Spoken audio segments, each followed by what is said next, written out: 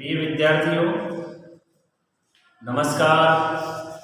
ज्योति व पुली group of education online classes में आप सभी विद्यार्थियों का स्वागत है।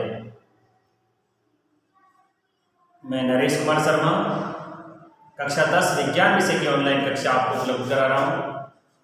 इसी क्रम में मैं आज आपको अम्ल, क्षारक और लवण के बारे में बताऊँगा। देखिए, पहले अपन ने चैप्टर फर्स्ट लिया था और चैप्टर फर्स्ट को समाप्त करने के पश्चात चैप्टर 6 को समाप्त कर दिया है। अब केमिस्ट्री का चैप्टर 2 आपके सामने शुरू हो रहा है।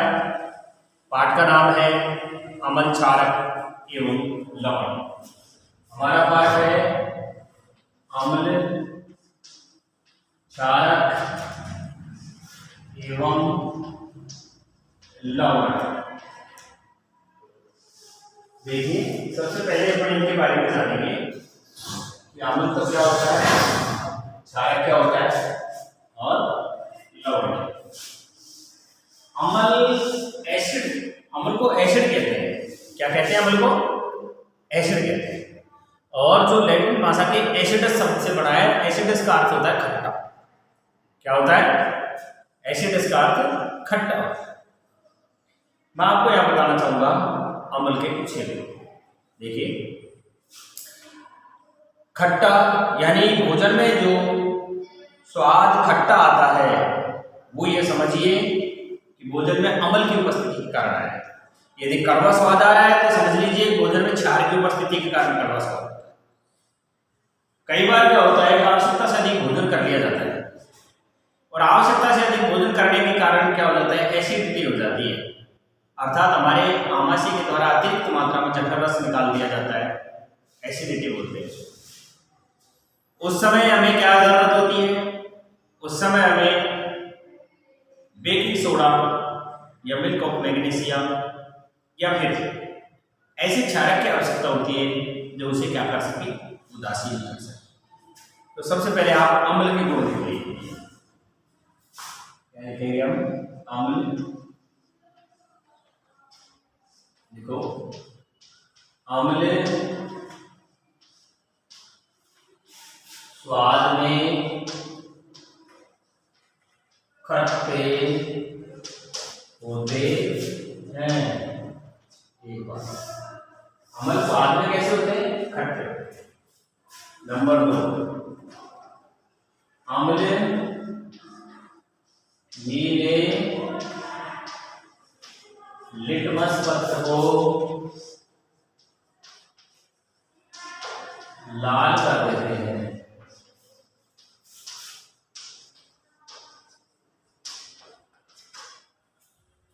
नंबर 3, अम्ल जलीय विलयन में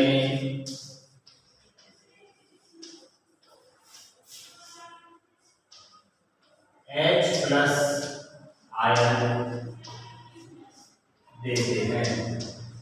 अर्थात जैसे अम्ल को हम जल में घोलेंगे, जल में घोलते ही अम्ल क्या करेगा, अपने अंदर विद्यमान H+ आयन को मुक्त कर देता है, जो जल के साथ खुल करके हाइड्रोनियम बना देता है। अम्ल विद्युत के सुचालक होते हैं।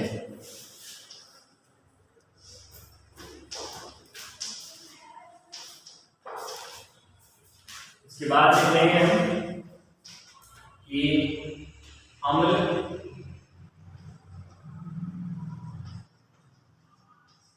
या अम्लों की उच्च विलायक क्षमता होती है।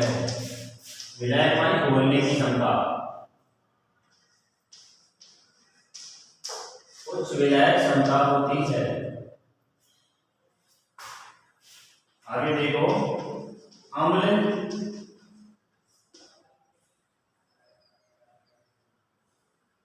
क्षारकों से क्रिया कर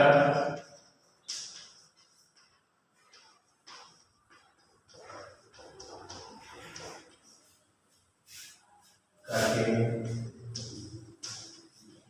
अपने को खो देते हैं।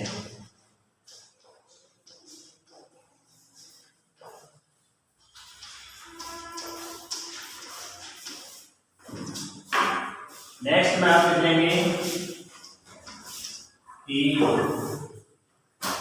अम्ल धातु से क्रिया कर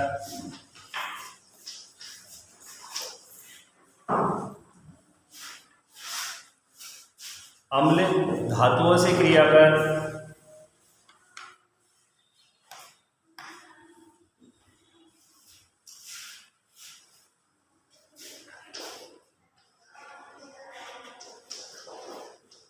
हाइड्रोजन गैस देते हैं।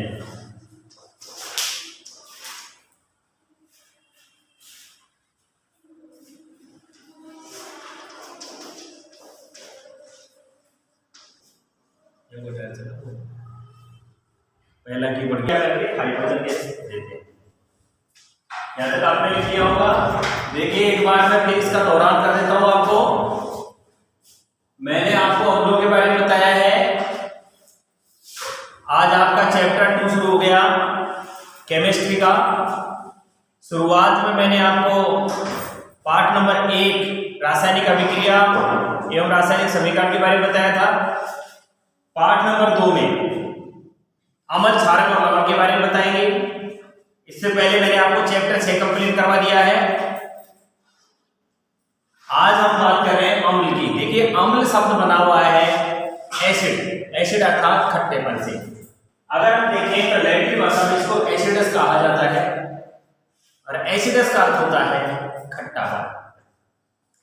कोई भी भोजन होता है उस भोजन में खट्टापन या कड़वापन भोजन में उपस्थित अम्ल या क्षारक के कारण होता है। यदि भोजन क्षारक है तो कड़वा होगा, यदि भोजन अम्लीय है तो खट्टा भोजन होगा। तो भोजन का जो स्वाद होता है खट्टा या कड़वा वो भोजन में उपस्थित अम्ल या क्षारक की मात्रा पर निर्भर करता है। आज मैं आपको अम्ल के गुणों के बारे में बता रहा हूं। पहला गुण मैंने आपको बताया कि अम्ल का सबसे सामान्य गुण है कि वो स्वाद में कैसा होता है, खट्टा होता है। दूसरा गुण मैंने आपको लिखवाया कि अम्ल नीले लिटमस पत्र को लाल कर देता है। अब आपको हालांकि ये पता नहीं है कि लिटमस पत्र क्या होता है, इसके बारे में मैं अभी इस बिंदु को समाप्त करने के बाद बताऊंगा। तो भैया देखिए कि अम्ल क्या करता है, नीले लिटमस पत्र को कैसा बना देता है, लाल रंग का बना देता है। अम्ल जलीय विलयन में H+ आयन, यानी अम्ल जब तक अम्ल नहीं है जब तक उसका संपर्क जल से नहीं करेगा तब तक वो अपने अम्लीय गुण प्रदर्शित नहीं करेगा। जैसे ही उसका संपर्क जल से हो जाएगा ना, तत्काल प्रभाव से क्या कर देगा, वो अम्लीय गुण प्रकट कर देगा। क्यों? क्योंकि जैसे ही जल से संपर्क में आएगा H+ आयनों को मुक्त कर देगा। ये H+ आयन जल के H2O से मिलकर के और क्या करते हैं पता है, H3O+ बनाते हैं। इसको हम हाइड्रोनियम आयन कहते हैं और हाइड्रोनियम आयन का ही तात्पर्य होता है अम्लीय गुण। H इससे आगे हो जाएगा, H3 हो गया, ठीक है। तो कहने का मेरा तात्पर्य है कि जब तक अम्ल अम्ल नहीं होता, कब तक, जब तक उसका संपर्क किससे नहीं हो जाता, पानी से नहीं हो जाता है। पानी से या नमीयुक्त वस्तुओं से जब तक उसका संपर्क नहीं होता, ये H+ आयन मुक्त नहीं होते। H+ आयन मुक्त नहीं होते तो अम्ल अम्लीय गुण जब तक दर्शाता नहीं। अम्ल विद्युत के सुचालक होते हैं। कहने का तात्पर्य है कि हम विद्युत अपघट्य के रूप में यदि इन्हें ले लें, जैसे मान लीजिए मैं आपको प्रयोग करके दिखाऊंगी यहीं पर।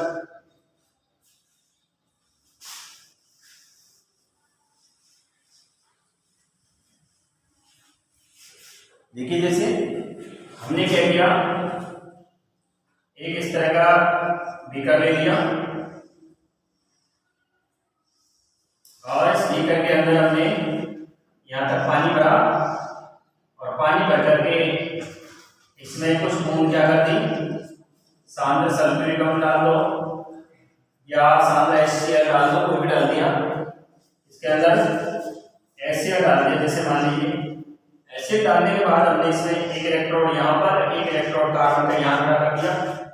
इस इलेक्ट्रोड से हमने ये विद्युत परिपथ तार लगा करके यहाँ ले लिया है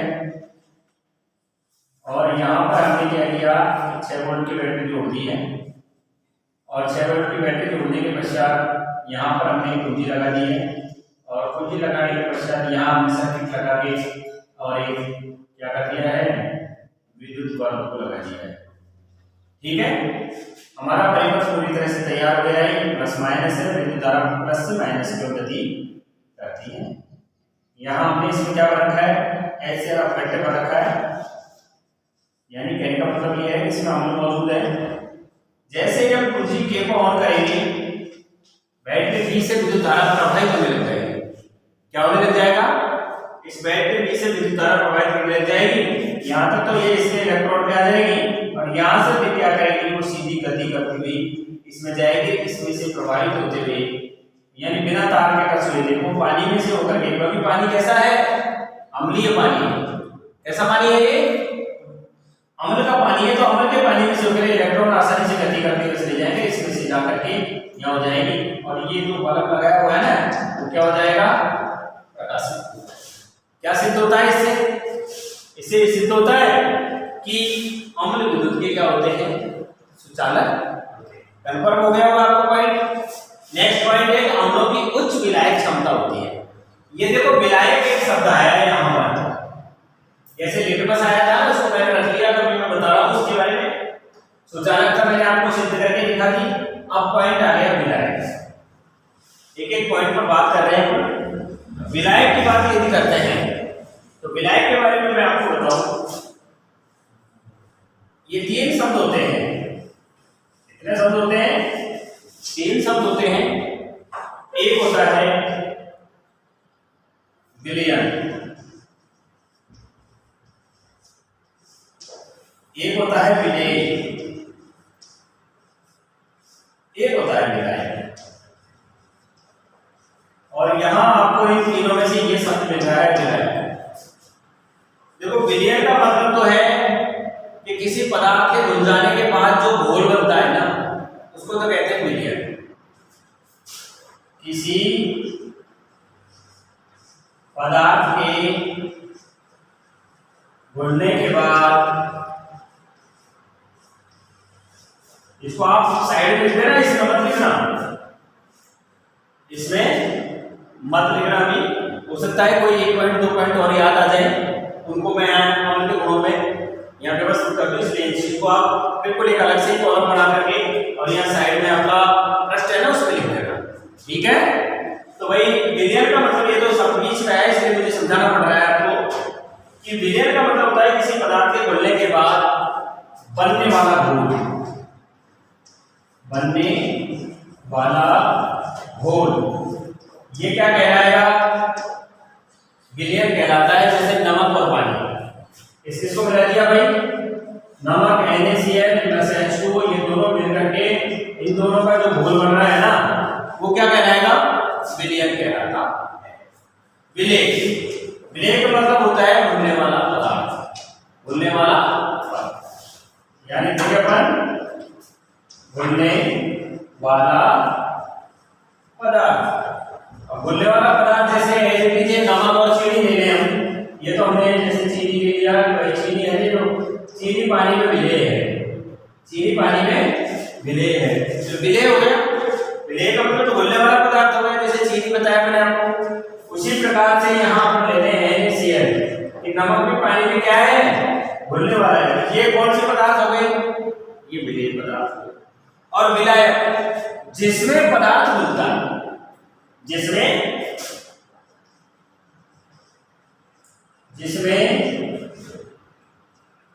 पदार्थ घुलता है, अर्थात पानी एक अच्छा विलायक है।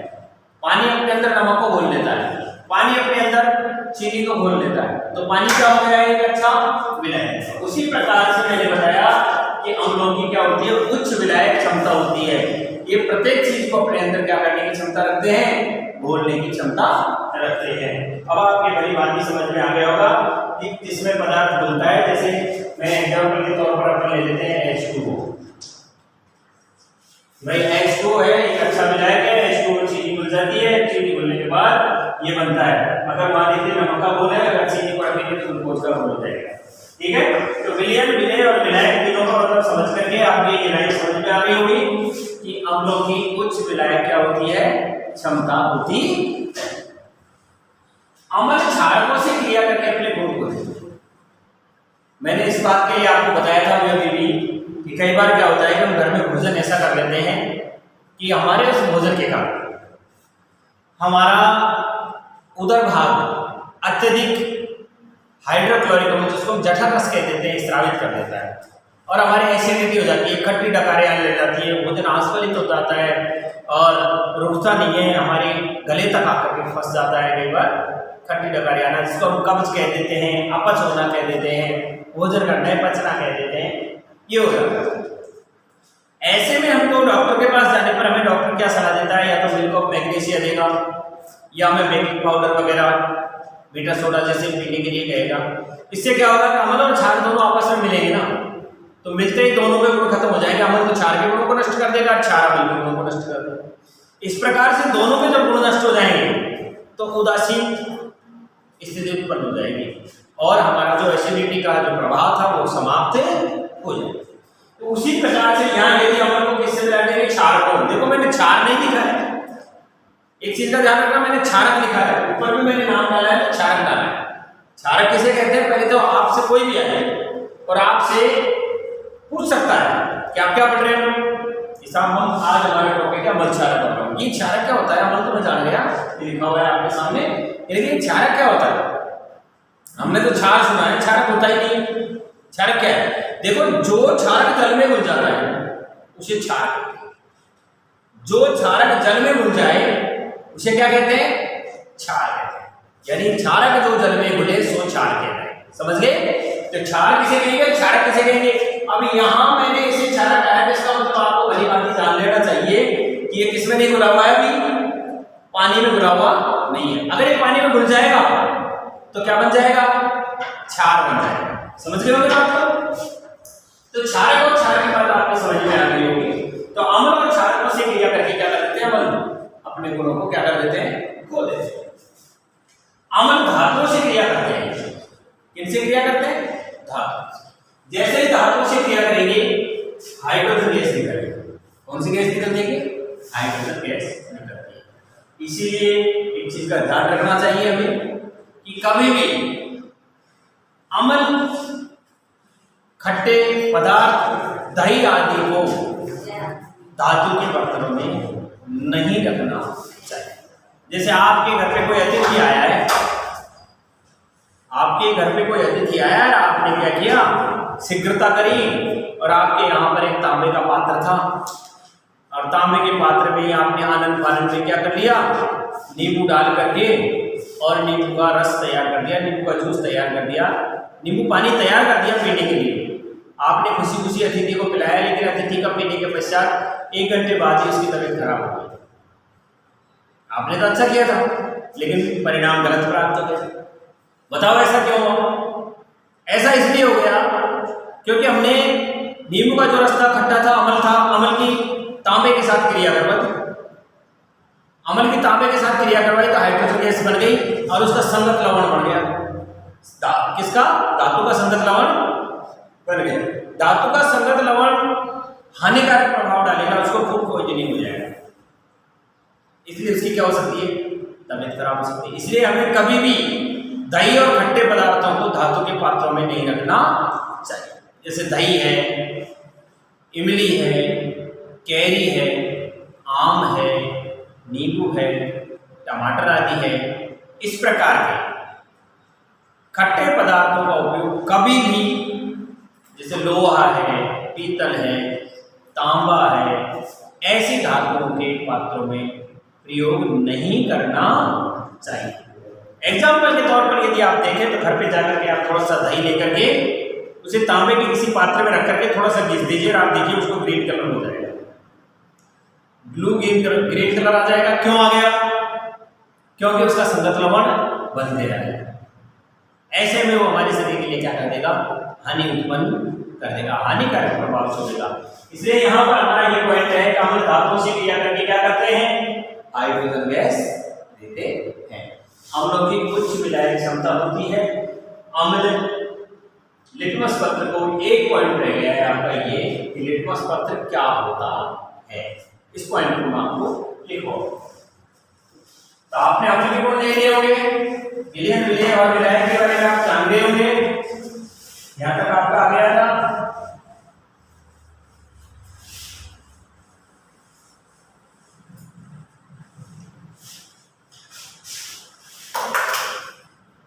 देखिए एक बार फिर रिपीट करके देख लो, यहां तक बात आपके सामने आ गई थी कि अम्ल धातुओं से क्रिया करके और क्या करते हैं, हाइड्रोजन गैस देते हैं।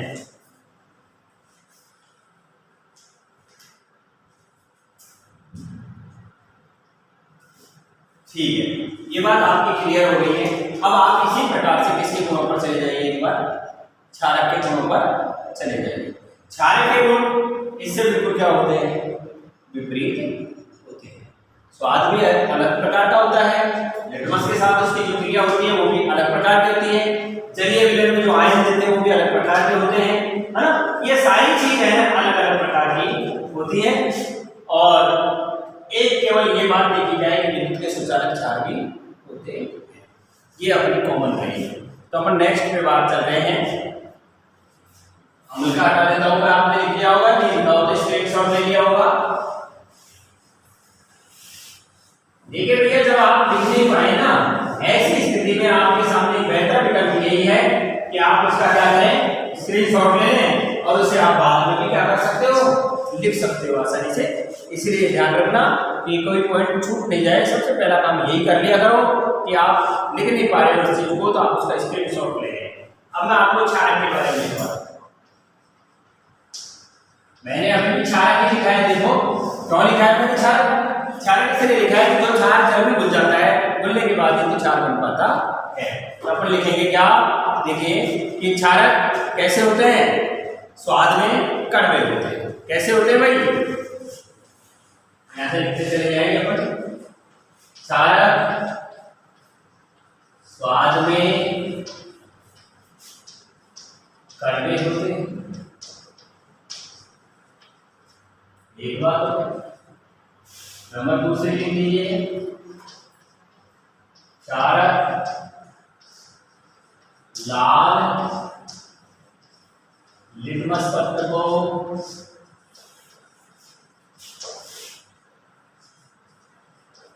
नीला कर देते हैं।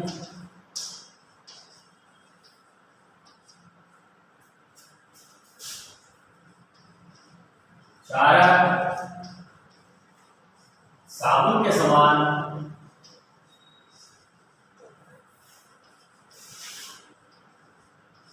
चिकने होते हैं।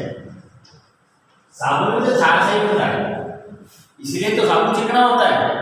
तो क्षारक किसके समान, साबुन के समान चिकने होते हैं।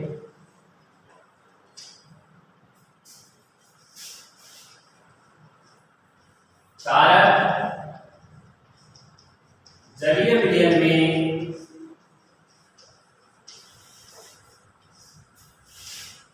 OH माइनस आयन देते हैं।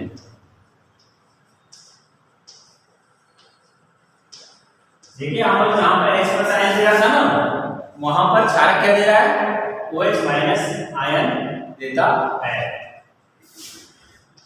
क्षारक संक्षारक होते हैं।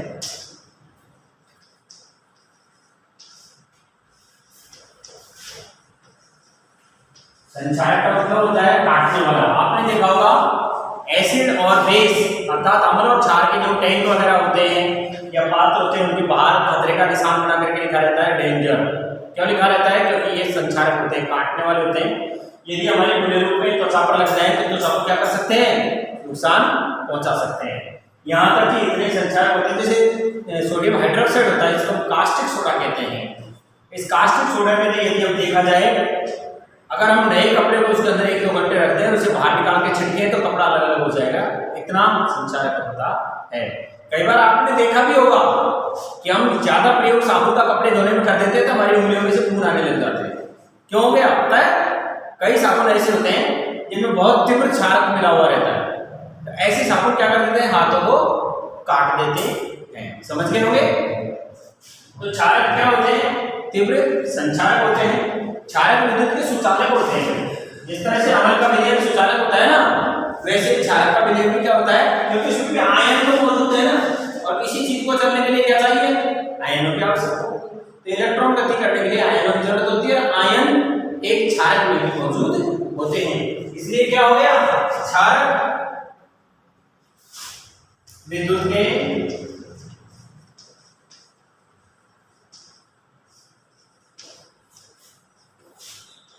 सुचालक होते हैं।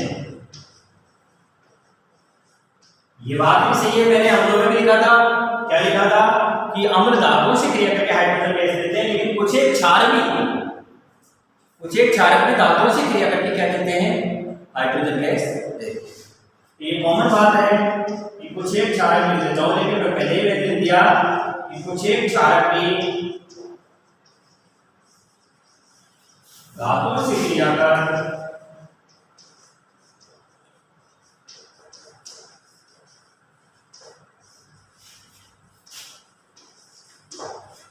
कुछ एक क्षारक भी धातुओं से क्रिया करके हाइड्रोजन गैस देते हैं। और नेक्स्ट पॉइंट में हम ये ले लेंगे कि भाई जैसे मान लीजिए अम्ल यदि क्षारों से मिलकर के अपने गुण खो देते हैं, तो क्षार भी अम्लों से मिलकर के क्या करते हैं, अपने गुण खो देते हैं। लिख देंगे क्षारक अम्लों से मिलकर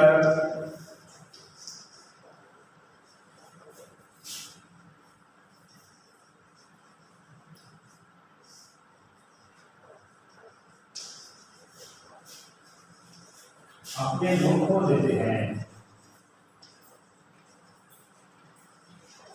क्षारक अम्लों से मिले तो क्षारक और अम्ल दोनों आपस में मिलते हैं, दोनों के गुण नष्ट हो जाएंगे, उदासीन हो जाएगा।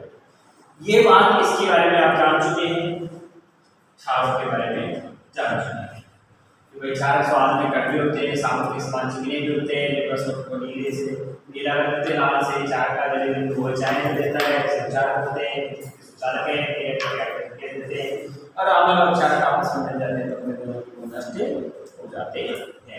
ये बात मैं आपको अम्ल और क्षारक के गुणों में लिखवा चुका हूँ। अब देखिए अपन पाठ पे आते हैं। आप किताब में भी देख सकते हैं भैया पढ़ते हुए, जब आप ऑनलाइन क्लास आपकी चल रही होती है, आपको अपनी बुक अपने पास में रखनी चाहिए, आपको आपका पेन बाहर रखना चाहिए, आपको आपकी पेंसिल बाहर रखनी चाहिए, नोटबुक भी बाहर रखनी चाहिए। देखिए आप पहले भी कक्षाओं में पढ़ चुके होंगे कि आपने पिछली कक्षाओं में ये पढ़ा था कि भाई भोजन का जो भी खट्टा स्वाद होता है या कड़वा स्वाद होता है वो क्षार के कारण होता है। फिर मैंने आपको ये भी बताया थोड़ी देर पहले कि भाई यदि मान लीजिए आपके परिवार में कोई व्यक्ति एसिडिटी के गुणों से ग्रसित हो जाए किसी दिन, तो आप उसको क्या करने के लिए कहेंगे? क्या आप उसको नींबू पानी पीने के लिए कहेंगे? नहीं कहेंगे। क्यों? नींबू तो खुद ही खट्टा है, तो और एसिडिटी बढ़ जाएगी।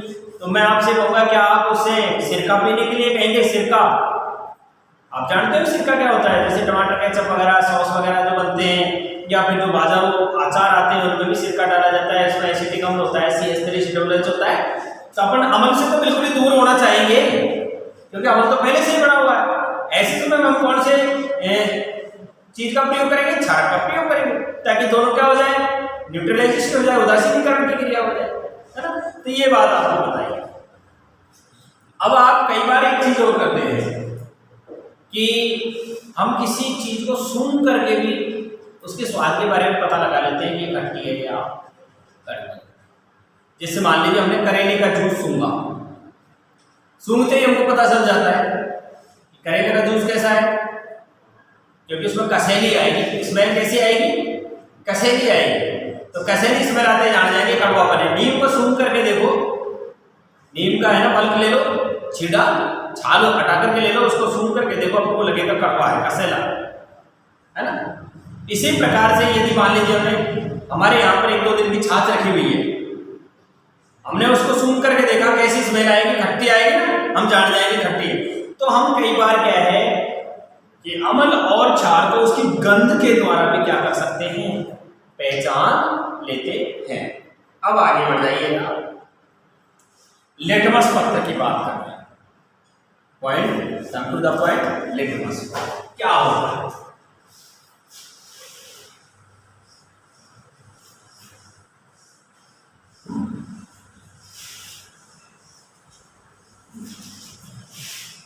देखिए, एक स्याही पत्र होता है। लिटमस पत्र किस तरह से बनाया जाता है आपने खूब पढ़ा होगा, 9th क्लास में पढ़ लिया होगा, 8th में भी पढ़ा होगा, 6, 7 में पढ़ा होगा। लिटमस पत्र होता है, लिटमस पत्र होता है। अरे होता तो लिटमस पत्र है, लेकिन होता क्या है, कैसा होता है लिटमस पत्र, किस प्रकार उसे बनाया जाता है? हम जानते हैं कि लिटमस पत्र एक नेचुरल इंडिकेटर है, नहीं समझे? लिटमस पत्र एक प्राकृतिक सूचक है, प्रकृति के रंगों के द्वारा बनाया हुआ ऐसा सूचक है जो हमें अम्ल और क्षार के बारे में क्या करता है, बताता है। ऐसा सूचक क्या कहलाता है? लिटमस पत्र कहलाता है। बनाते कैसे हैं सुन लीजिए पहले, मैं यहां लिख देता हूं लिटमस पत्र।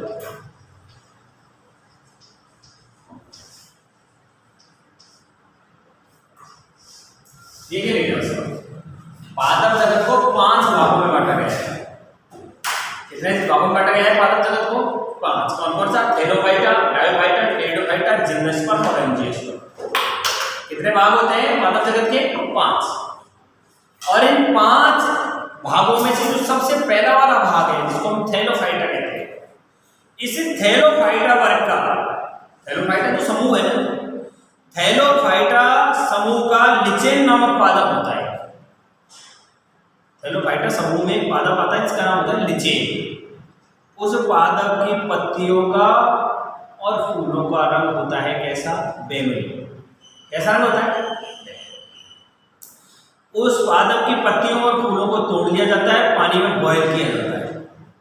क्या करते हैं? पानी में उबालते हैं। आपने देखा होगा हम किसी पादप की पत्तियों को अगर उबालेंगे तो क्या हो जाएगा, उसमें क्लोरोफिल आ जाएगा, पर्णहरित पानी में आ जाएगा, पानी का रंग कैसा हो जाएगा? हरा हो जाएगा। उसी प्रकार से यदि मान लीजिए हमने लिचेन के पत्ती और फूलों को उबाला तो उसका रंग कैसा हो गया? पानी का बैंगनी रंग हो गया। कैसा रंग हो गया? अब उसमें हमने स्याही शोक पत्र डाल दिया तो स्याही शोक पत्र क्या कर लेगा?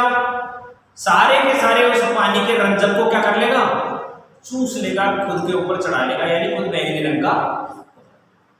उस स्याही शोक पत्र को बाहर निकाल करके हम छाया में सुखाएंगे। धूप में सुखाने पर तो क्या होगा?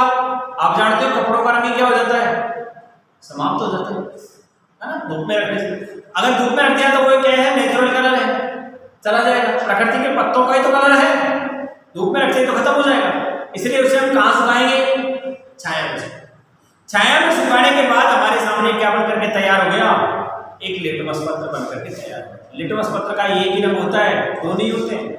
ये जो कहते हैं ना लाल लिटमस पत्र, नीला लिटमस पत्र, लाल लिटमस, ऐसा 2 रंग का नहीं है। लिटमस पत्र एक ही रंग का होता है जब वो नेचुरल कंडीशन में होता है। कौन सा? उदासीन कंडीशन में होता है तो बैंगनी रंग का होता है। कैसा होता है वो? बैंगनी रंग का होता है, जिसको अपन नीला कह रहे हैं ना। कैसा कह रहे हैं उसको? बैंगनी कलर का नीला होता है, बैंगनी पर्पल कलर हो गया। उसमें जैसे ही हम लोग प्रयोग करेंगे जानते हो कैसा हो जाएगा? लाल हो जाएगा। कैसा हो गया? लाल। और उस लाल हुए कलर वाले का जब हम क्षारक से प्रयोग कर देंगे तो उन्हें कैसा हो जाएगा? वही बैंगनी कलर का हो जाएगा, नीला कलर का हो जाएगा। तो इस तरह से हम इसका प्रयोग करते हैं लिटमस पत्र का। तो लिटमस पत्र के बारे में आप लिख लें कि लिटमस पत्र थैलोफाइटा समूह के लिटमस पत्र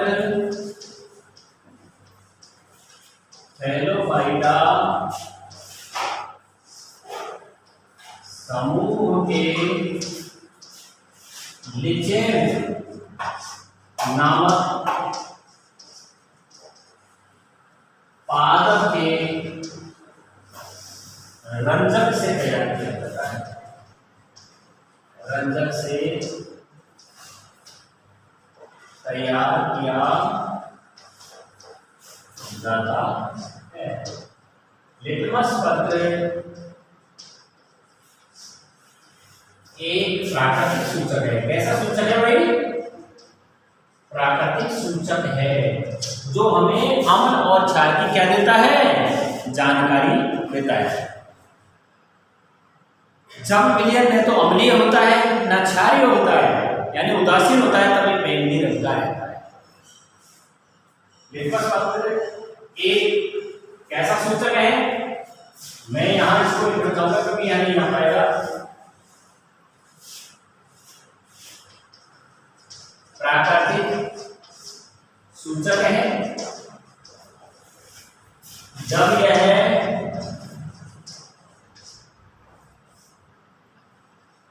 उदासीन होता है तब बैंगनी रंग का होता है।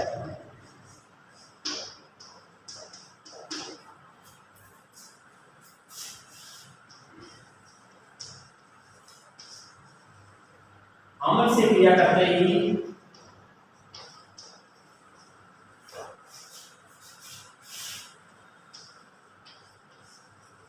लाल हो जाएगा,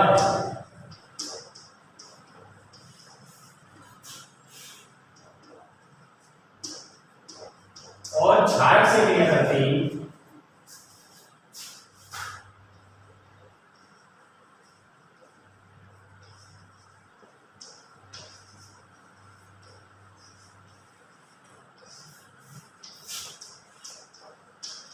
नीला या बैंगनी हो जाता है।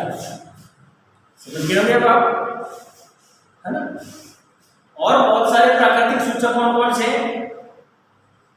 प्राकृतिक सूचक यानी लो अन्य प्राकृतिक सूचक।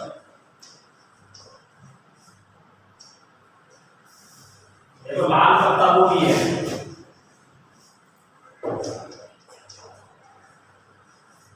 आपने बाजार में देखी होगी ग्रीन से कलर की पत्ता गोभी भी होती है, रेड कलर की पत्ता गोभी भी आ गई है। पहले सब जानते थे कैसा रेड कलर की, कई भैयाओं ने प्रश्न उठाया है कोई रेड कलर की पत्ता गोभी होती नहीं है, देखी नहीं है, लेकिन हाँ रेड कलर की पत्ता गोभी होती है। आपने क्या कभी पहले ग्रीन अंगूर के अलावा देखे थे क्या?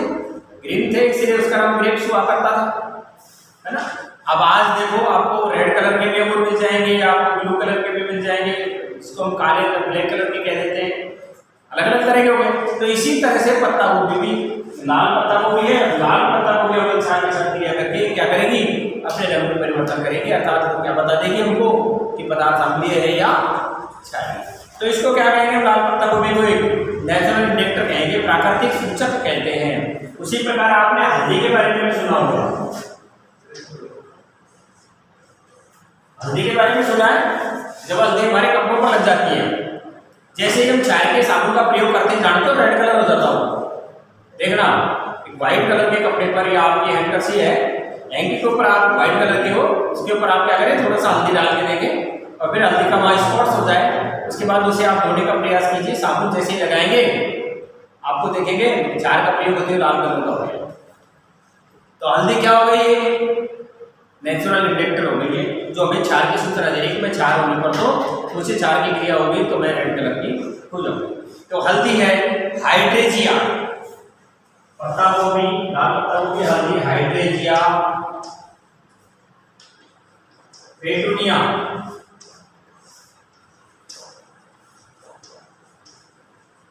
ये प्रकृति में मौजूद कलर वाले हैं जो हमें अम्ल और क्षार की क्या देते हैं भाई? सूचना देते हैं।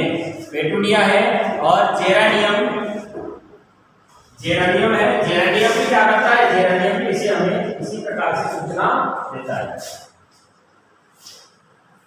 जेरानियम के फूल और पत्तियां भी हमको किस बात को बता देती हैं?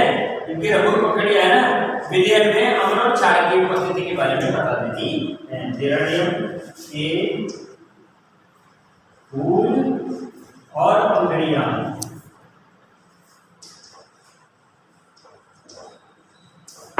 और पंखुड़ियां विलयन में उपस्थित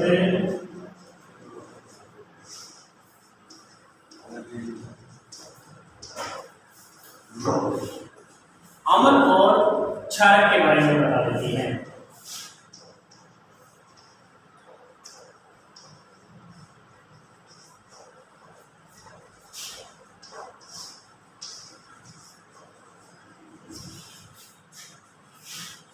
हाँ भाई, आज मैं आपको इतना ही बताना चाहूँगा। कल मैं आपको फिनोक्सिलिन और मेथिल ऑरेंज के बारे में बताऊँगा और इसके बाद आगे पॉइंट चलेंगे। तब तक के लिए धन्यवाद।